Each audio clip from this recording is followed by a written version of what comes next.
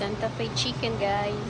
I'm making a Santa Fe chicken for lunch at work today. So I put the avocado and the tomato on it. See, this is the Santa Fe chicken, guys. And I'll put some cheese, guys. Cheese, mozzarella cheese over there. So I just have to melt the cheese, bake it for a little bit, melt the cheese in the oven, and that's the finished product. Ain't that beautiful? Look at that. That is so pretty. Comment if you like it. Pretty.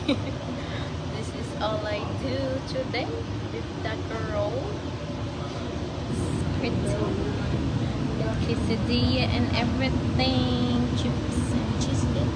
This is what I do here on the kitchen today. Okay, and